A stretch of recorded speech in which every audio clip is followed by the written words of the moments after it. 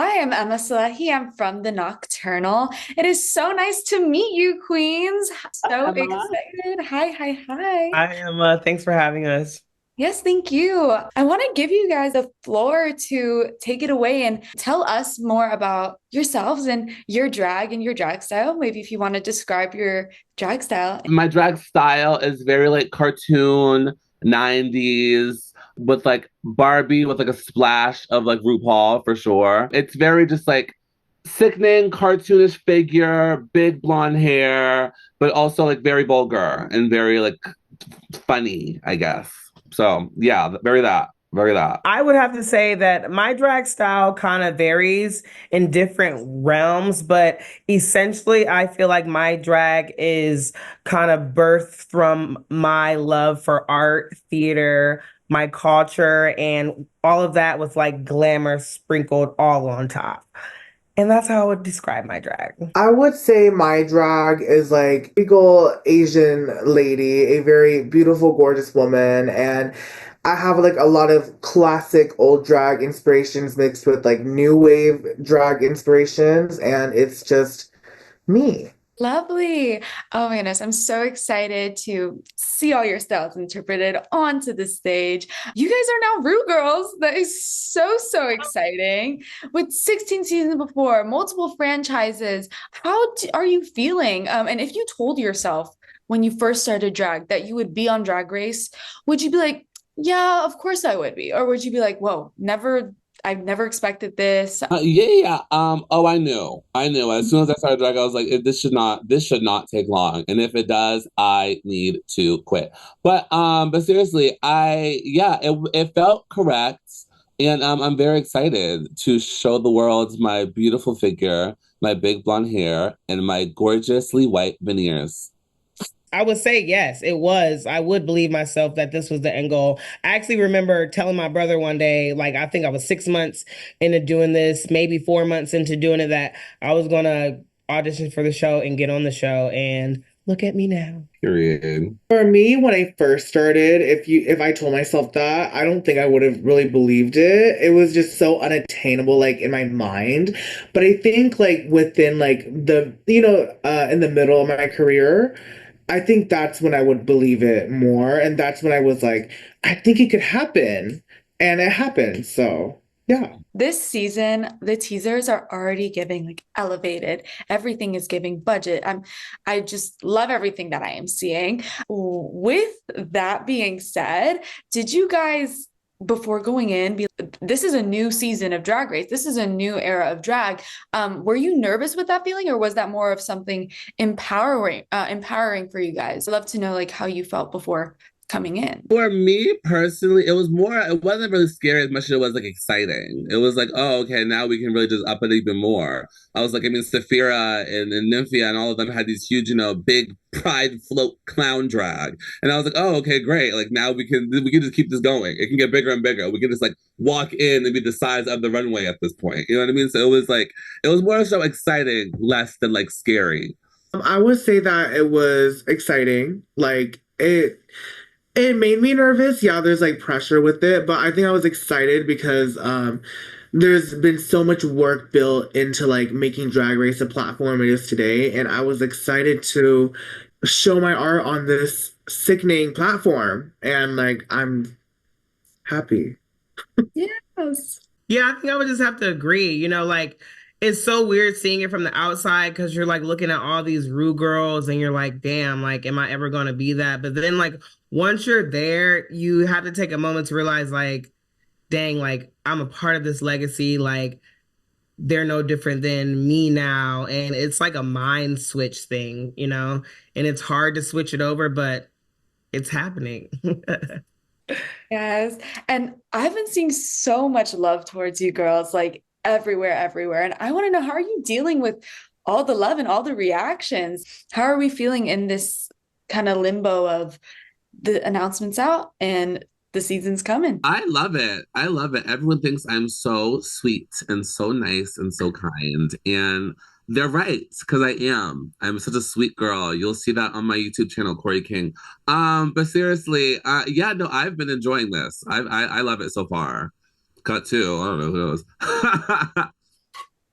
It's just a little bit like mind-boggling, like seeing all the notifications pour in. Like I remember sitting there and watching them post the announcement. And as soon as like I was posted, like it was just like 500 likes in 1 second. And it was just like, wow, like it's crazy. I had to stop looking because there's just too much to read and you can't possibly read everything. It's gonna make you go crazy. So yeah. Yeah, I think it's just exciting to see like how everyone is reacting to our like the promos and our interview with Meet the Queens. It's and it's that like their idea of you is going to change as the show goes on. So it's kind of like this little you don't know, you don't know, you don't know. You think I'm giving this, but I'm giving that. So it's just exciting to see that they are in the dark and they're little children and they know nothing. So it's fun. Oh my goodness. Thank you so much for taking the time to chat. I'm so excited to see the season and see you Queens turn it. Yeah, thank you so much. Have a nice rest of your day. Thank you, Emma. All right. Hi, Queens. I'm Emma Salehi. I'm from the Nocturnal. Thank you so much for taking the time to chat. I'm so excited to meet you all. And with that being said, I would love to give you guys the floor to briefly describe your style of drag. Yeah. Do we want to start with maybe Lana? Yes. Good morning. My name is Lana Jure. I can describe my drag as very femme, very sexy, very naked, very 90s supermodel. Think of a fashion illustration brought to life if they were like sexy. Yeah. I'll leave it at that. Would say my drag is very like 80s new wave rock meets Dolly Parton country. Ariete is a mixture of like an elven deity that was like into the Matrix. So it's glam, but in a weird way. I'm Southern inspired. I like anything over the top and theatrical. I was the little gay kid in my town who had a little too much style. So I made it out and made it to Drag Race. Thank God. I absolutely love it. And I can't wait to see more of you guys within Drag Race. Let's talk about it. 16 seasons of the before, and then the rest of the franchise, multiple franchises. You are now a Rue girl. If you yes, celebrate, celebrate. Yes. And if you told yourself when you first started drag that you'd be on Drag Race, would you have been like, yeah, of course, like this was the goal? Or would you be like, oh my goodness, I didn't think that we'd be here? I feel like when I first started drag, I obviously wanted to be on Drag Race. It was always a goal to be on Drag Race. Actually being on Drag Race still doesn't feel real. It's like hard to wrap my mind that I did achieve my dream that I always wanted to do so quickly in my career, which I'm very honored and thankful for. But I just feel like I never thought it was possible. So to anybody who thinks that it's not possible, I promise you, it is very possible and very much achievable if you work hard. I personally started doing drag because of Drag Race. I started doing drag in college when I lived in North Dakota. And when I started doing drag, I was like, well, I'm gorgeous. I'm gonna be on Drag Race one day. Like I just knew it in my bones then. So if I told myself then I'm gonna be on Drag Race, I would have said, yeah, I know. Yeah, I'm in a mixture of both of them. Like I really was gunning for Drag Race, but also I was like, oh my goodness, this is so surreal that it's happening now. But it just makes sense. I would say when I first started, of course, we were all delusional baby queens who just swore we were going to win the next season that was about to air. Many years went by without getting the call, but finally I did. And I agree with Lana.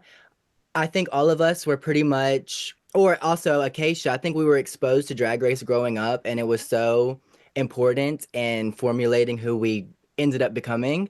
So it's so amazing to have the opportunity, and I hope that it inspires other people to, go for it, honey, because if us four can do it in this chat, y'all can do it. Trust me. Period.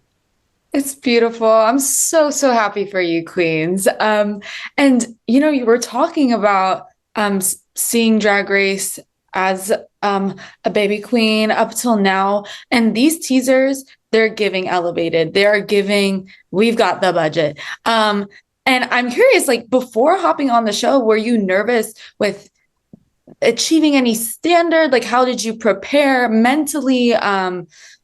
wardrobely before you dove in, and yeah, just like being this next generation, season 17? I think going into the season, I was very, very stressed because I feel like I had a lot of pressure from a lot of people. Yeah, it's very scary when you realize you get the call for the show because you also realize there's also so many other people who did not get the call for the show. And then it also makes you want to realize like you want to make sure that when you go and you represent your drag and your brand, you're doing it at the best way that you possibly can because you have all those people judging you and being like, oh, I should be in their position over them. So I was like, I had that going through my brain. Like, I have to make sure I prove to the world that I deserve this more than the other people. But it was fun. I mean, after everything was finished, the last day before I left, I was like, oh my God, I'm going on Drag Race. But before then, it was like hell. It was so scary, so stressful, sleepless nights, but it was all worth it in the end. I was personally so stressed going into Drag Race because I've been doing drag before Drag Race, I've been doing drag for 7 years, and I have never once had anything made for me. I have made all my own hair, made my own outfits, I made everything myself. But I also care what people think, and I knew that what I make would not necessarily cut it for the stage. And it was my first time ever working with designers, and that was such a stressful experience. But the outcome, sickening. Period. Yeah, I mean, of course you're gonna be stressed because it's a lot. It's a lot. But also I know myself enough that I know I'm gonna turn it out. So I'm just I forgot the question. Just like for yourself to be there and be like, I have to bring this elevated level, this new level. But did that make you nervous, or were like, Oh, no, no, no, no, no, no. yeah. Hell no. No, when it comes to that, I'm never nervous. I always do too much, so it's not a problem for me. Love it.